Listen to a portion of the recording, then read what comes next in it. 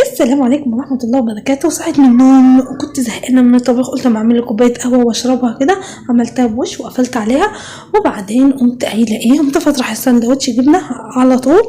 وقمت جاية عملت شوية طماطم وضربتهم في الخلاط وسبكتهم، حطيت عليهم شوية مية، وكان عندي شوية مواعين ما شاء الله قد ايه.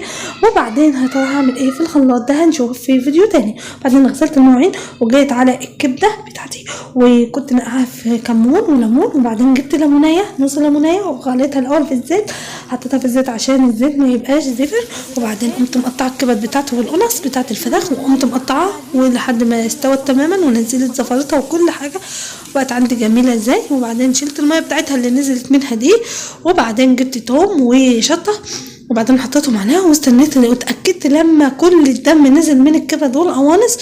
وبعدين قمت عامله ايه، اللي عايزه تحط بصل تحط، بس انا مش بحب البصل في الكبده. عملتها زي كبده المنوفي اهي، وطلعت سهله خالص. كان في شويه دم هنا لسه، قمت مقلباها فيها الاول، وبعدين قمت بقى لسه ما كنتش حطيت التوابل لان التوابل اصلا من قبل كده. بس قمت بقى جايه على كمون وكزبره ناشفه، وقمت معلقه من هنا ومعلقه من هنا، وقمت حطاهم فوق الكبد. وبعدين قمت عامله ايه بقى، وحطيت كمان بهارات لحمة وبهارات اندومي، وحطيتها فوق الكبد لما نشفت خالص، وقمت بقى قافلة عليها. وبعدين قمت بقى حطيت شوية تقلية على الكبدة، وقمت مقلباها في بعضها ووطيت عليها النار خالص. وبعدين قفلت عليها بقى خالص لما شربت كل التتبيله اللي انا عملتها. وعملت مكرونه سباكيتي عيش لحد ما شربت التقليه، وقمت قافله عليها. وبعدين قلت شويه بطاطس جنبها وبألف هنا.